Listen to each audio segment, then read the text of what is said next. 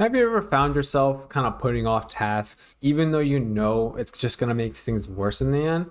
Well, you're actually not alone. A lot of people, including myself, feel this way because procrastination can feel like a heavy burden, but there's actually a surprising reason behind it. Hello, everyone. My name is Jonathan Aquino, and I hope to teach the next generation. So, procrastination is something that everyone has done at least once, where there's something so important that you have to do, but you keep putting it off. And you know that if you keep putting it off, it's just going to make it worse, but you do it anyway. Now, hear me out. When you put a task off, it doesn't necessarily mean sometimes that it's procrastination. It can actually be a part of responsible time management, if that makes sense. So, for example, would be deliberately putting off a low priority tasks for later in the day or later in the week in favor of doing some more important stuff that may come up or you feel that is of more importance than what you're currently doing. So when you procrastinate, it doesn't really matter what the thing is. It could be the essay, it could be doing your job, your entrepreneur stuff, your business work. That could all be put off later. And even though you know it's bad, you'll still do it. Whereas if you strategically delay something where it's like, okay, this thing I'm currently doing, I don't have to do this now. I could actually do something else in favor of it. And it would provide more value and, more potential towards my goals. So there is a difference. However, with procrastination, there's something psychological going on as well, where, and putting it in pretty easy terms, your brain wants to protect you from stuff that it perceives as threatening or stressful. So when you see the essay, that 20-page essay you have to do, your brain goes, whew, shit, whew, god damn, look at that. That's a goddamn essay, let me tell you. Why don't we do something more fun, like going out with friends or play some video games? Let's do some. Fuck this essay, bro. Absolutely the fuck not. God damn, you got me fucked up. That's kind of how your brain sees it. It doesn't truly understand the difference between an essay and a bear attack. Your brain kind of reacts the same. It's like, shit, that's a fucking bear. Let's get the fuck out of here, dog. Versus, the same thing was like, damn, that's a big ass essay. Let's not fucking do that. So it perceives it as the same. Now, this avoidance is natural. You obviously want to avoid the things that are pretty stressful and threatening, but it is pretty counterproductive as well because it's an essay. It has to get done. So your brain doesn't truly understand the difference. It just sees stressful and threatening when it comes to that essay. It doesn't see, oh, but this is something that you have to get done. Like you have to get it done if you want to succeed. It just sees it as red alert, red flag, get the fuck out the way. You know what I mean? As I've mentioned earlier, the brain has a very difficult time differentiating super stressful things that are actually stressful and something that's just there. An essay versus a bear attack example that I mentioned. Now, it actually comes from the amygdala, and I remember that word from my time in college, and it basically triggers the fight or flight response to that perceived threat. So this thing can lead to avoidance behaviors that can lead to procrastination. So when you see that essay, your brain goes, uh-oh. Now, hear me out. We could do this essay, but what if, actually, hear me out? What if we didn't and we did something else? And your brain's going to keep doing that because it perceives the essay as a threat, as a fight or flight response. And you'll always fight against it because you're not going to square up against a piece of paper. You know what I mean? That'd be kind of stupid, but it's kind of what it is. So you also might be thinking, well, isn't procrastination laziness? Well, no. When you procrastinate, do you choose to? Or do you do it automatically? Because you actually choose to procrastinate at all times. When was that the essay you had? Did you do it immediately when it was given? Or did you put it off for another time? And then put it off for another time and keep putting it off until you do it last minute? Or a presentation or a big project. You put it off over and over and over in favor of doing stuff that isn't perceived as dangerous. Laziness is just a general lack of desire to do anything. You have no earthly desire, no reason to do it. So there's a big difference. With procrastination, you choose to. You decided, hey, you know the thing I have to get done? I'm just not gonna do it. Versus laziness, where it's like, yeah, I'm not. I don't want to do anything. I just don't want to do anything. I'm kind of done. That's kind of how it is. Make sure you understand that there is a difference with procrastination and laziness. There's also other things that influence procrastination, such as the fear of failure, perfectionism, and lack of motivation. So there's a difference between desire and motivation that I don't want to get into right now, but when you feel motivated, you'll get stuff done.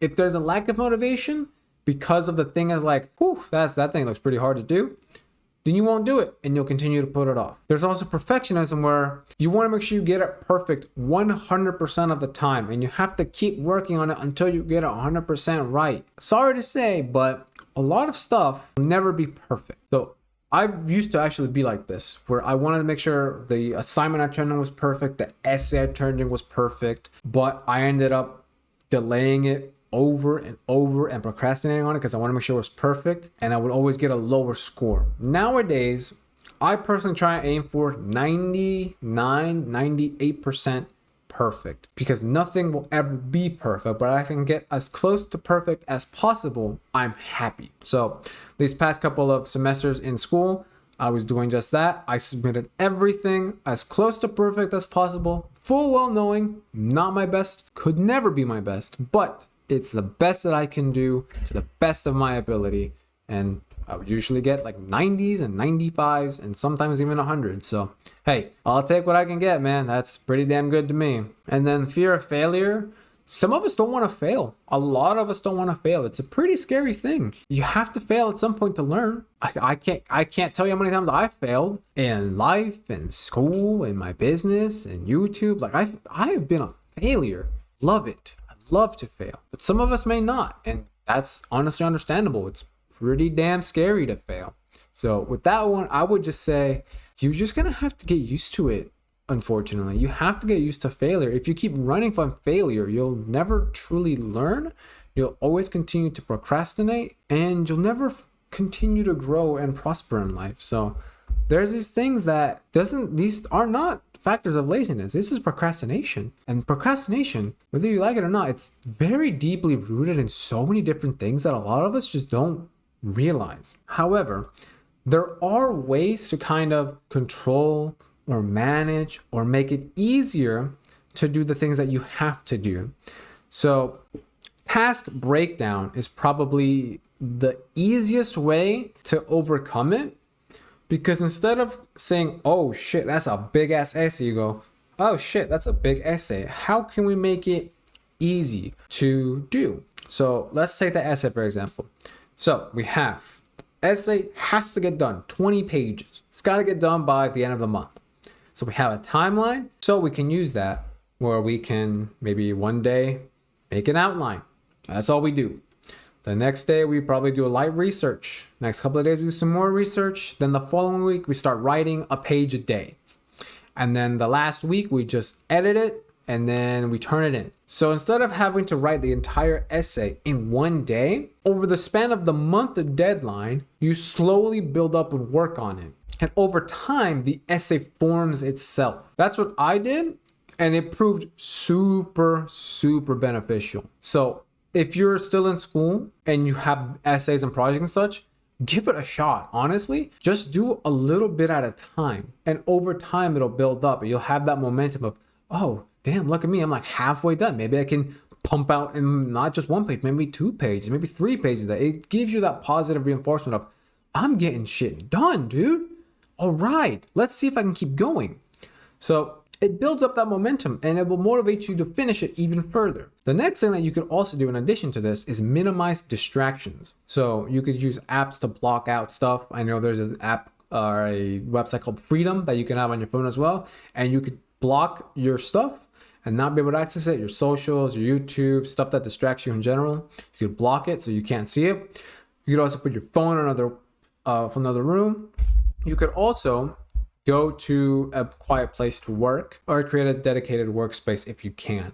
I know when I lived in another house that I would go to the library because my home was so loud and distracting because we lived kind of close together. Now we're all Like my family lives upstairs and I live downstairs alone. So there's nothing like really distracting me. So I can just dedicate my space here. So if you don't have a dedicated space, I would say maybe a coffee shop or a library. Definitely go and do your work there, because that is such a, like, everyone's there to just work or just read. It's actually a great place and I would highly recommend it. And I would also recommend setting times to dedicate to work, for like time blocking and such. So you know, hey, this is the time that I'm going to dedicate on just doing work and nothing else. Not responding to people, not messaging people, not checking emails, not doing other miscellaneous work. I'm just doing the stuff that has to get done now. And this time, and then the rest of the day could be stuff that you wanted to do and like other stuff. And then finally, and probably one that some of us may disagree with, I personally feel is necessary, because procrastination is a goddamn pain in the ass. And it's to emphasize the importance of self-compassion. You have to acknowledge that procrastination is going to happen whether you like it or not. It's so incredibly difficult to fully avoid procrastinating. You can watch all the videos, all the tips, but in the end, you will procrastinate from time to time. It will just happen. And you have to have the self-compassion to understand, damn, I messed up, I procrastinated, but you know what? We're going to continue. We're going to build it back up. We're going to get right back into it tomorrow or today and work. You have to have the balls and the feeling of, all right, let's get it done. So be kind to yourself instead of being so self-critical. I know as a entrepreneur myself, I'm super self-critical of my success, and I always make sure I'm doing everything I can. So I do feel sometimes where I have to, like, you know what? Let's settle down. You've done a lot. Look where you are now compared to last year. Like, dude, you have done so much. Let's stop beating yourself up. All right. So you have to also understand that procrastination, it takes time, because I know when I first started college, nothing was getting done. Everything was getting done last minute. But as the years came on and I started practicing time management and perfecting it and managing it, I think I maybe procrastinated on 2 or 3 assignments out of like the hundreds I had. And then I was like, you know, probably shouldn't have done that thing I did. Probably should have done my work. Let's do the work now, and then let's continue on our normal life. So overall, procrastination is something that we all have, and it's rooted in, you know, your brain, your amygdala, your fight or flight response. And there's ways to go around it and overcome it, but you have to understand that it takes time. If you want to further improve your procrastination skills or your time management in general, there's a coaching package down below where you and I can get to work together to make sure you get to an elite level of time management skills.